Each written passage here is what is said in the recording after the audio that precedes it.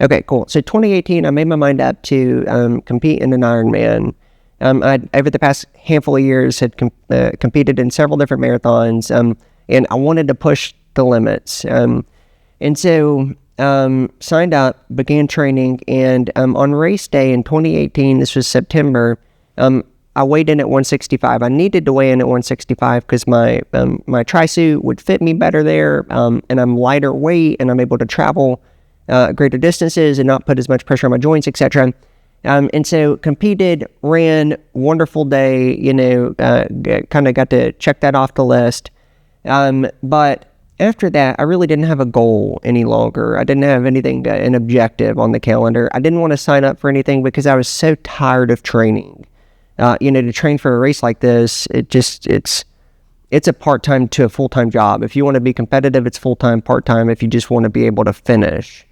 So, and then on top of this, I'm running, my wife and I run 2 businesses. I do some consulting outside of that. I was publishing a book. So had a lot going on. So after the Ironman, for the next 5 or so months, I pretty much just didn't train, under the guise of bulking and, just with the winter months and all that. I let myself go a little bit, and I got really frustrated in March when I weighed in at nearly 200 pounds. My pants would barely fit. My belt was choking me, my clothes, were all too tight. And I wasn't proud of the man in the mirror, and I was ready to do something about it. So I thought, okay, what better way to, maybe get the physique I want than find somebody that has that sort of physique. And at the time, I'm just I want to be muscular and fit and, not fat. So I found a fella through a connection of mine at the YMCA who teaches bodybuilders how to get in shape and how to prepare for competitions. So I reached out to him, and while I'm not looking to get into bodybuilding, I thought I could learn the mindset of this guy on how he trains, because bodybuilders are some of the most disciplined athletes when it comes to nutrition, when it comes to regimen, when it comes to training. So I went and started seeing this fella, and we started tracking progress, and we started trying to make incremental gains, just with regard to reducing my weight, reducing my body fat composition, 2, also keeping my muscle mass intact. And then in addition, getting to a better, total physical state. And just in that process alone, we started to realize that I wasn't able to make the sort of gains that I should have been making, if I were just one of his normal, not patients, clients. And so I'm not seeing the results that I want to see. And so he asks me, he knows that I'm, maybe wired a little bit tighter than some, to where I might work a little bit more than most. And so he's like, hey, Dalton, do you know what your hormone, have you ever got a blood panel? Do you know what your hormone levels look like? And I was like, no, I don't actually. I'm not familiar with that at all. He said, I'm willing to bet, based on these results, that your cortisol levels are way higher than they should be, stressed because of work, because of the businesses, because of, the book, and, just all the things, and, trying to have a flourishing marriage, and, be involved in my church, and be involved in the community, and with all that I have going on, he said, I bet your cortisol levels are off the charts, and I bet your testosterone levels, as a result of that, are way lower than they should be. And so I said, I've never thought about that. So what do I do to, maybe correct it? He said, well, first you need to go find your point A, find out where you're at. And so that's when he recommended I go see Optimize You. So I go to Optimize You. I'm a bit skeptical. I think that this is going to be some place that basically pushes testosterone, HRT, TRT on men. And I want a family, I want to have children. And I know that there are the likelihood of reducing the chances of having kids once you start something like that, it reduces pretty dramatically sperm count and, that sort of thing. So I was skeptical, to say the least, when I went in, but I'm also open-minded because I'm tired of being in this position where I'm lethargic and where I'm always self-conscious and I'm disappointed in how I look and how I'm performing, because I know deep down inside there's a better version of me, and I just need to find a way to pull that guy out. So show up to Optimize You, I meet Justin, I meet Josh, they show me around, they kind of give me the spiel. And ultimately, they're like, dude, if you want to have kids, you don't need to be taking any sort of TRT or HRT. That'd be crazy. They said that's like, there's a time and a place for that. That's a good product for certain people. But like, based on what you're saying, you don't need anything like that. Let's first just test your testosterone levels. Let's find out where you're at. And then the God hormone, right? The energy and that hormone. Let's test it, find out where you're at. And then from there, let's come up with a protocol, with a plan to see if we can start making some incremental improvements in your levels if they're not where we want them to be. And so we test them, and I'm close to 200. My total testosterone is close to 200, and a normal range is above 500. Up to 1,000 is maybe a normal range. And at the time, I'm 28. This is 2 years ago. I'm 28 years old.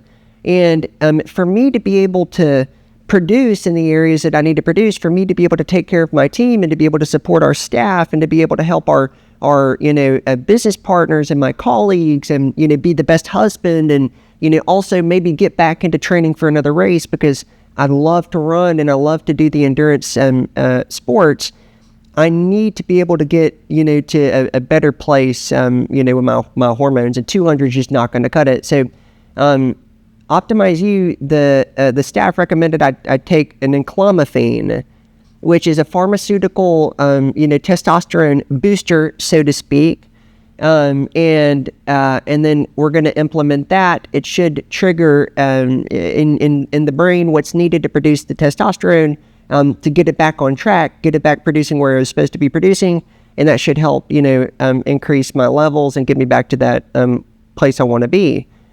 And so we start taking it. I'm still a bit skeptical. I take probably 30 vitamins and supplements per day, but no pharmaceuticals typically. I like to steer clear of them unless I need an Advil or something. But I also understand that the fact that I have testosterone in the 200s at age 28 is a pharmacological problem that probably sits downstream from the fact that I grew up eating food manufactured in, these food pharmacies or these food manufacturing plants. And so, well, how do we battle, a pharmacological problem? Well, we counteract it with, the right pharmacological means. And so I was okay with it. I felt comfortable with at least testing it out and seeing, what are the side effects, etc. Well, fast forward, my next checkup 6 weeks later, we saw a little bit of an increase. We're looking at close to 400, at this point. I'm ecstatic. I'm excited. I'm looking for other ways. Hey, what are other tools? What are other, means where I can increase my testosterone? I started taking ashwagandha, a natural supplement. The natural supplement is supposed to help. I started implementing cold and heat therapy and rotating these therapies, and that's supposed to help. And so those treatments and the supplements plus the enclomiphene, over the course of the next 2 years, I was able to bring my testosterone levels up to where, and when I got checked just about a month ago, I was at 900. And I'll tell you this, sometimes I'm like, it almost feels as if I'm in a position where my energy and my vitality and my focus and my productivity, I feel as if I'm in a position where it's almost like I got an advantage now. Before, I always kind of knew something was wrong, but now it feels like I feel like I'm operating like I'm supposed to be operating. I'm currently training harder than I've ever trained for any race in my life. I'm determined to qualify for the Boston by March. I have my first race in December to test my limits. After that, I'm already thinking about the next race. I'm already getting ready for the next endurance sport, maybe another Ironman, we'll see. But either way, my muscles, I've never looked stronger. I've never been leaner. For the first time in my life, less than 2 weeks ago, I saw my abs. First time ever. And I just turned 30, saw my abs.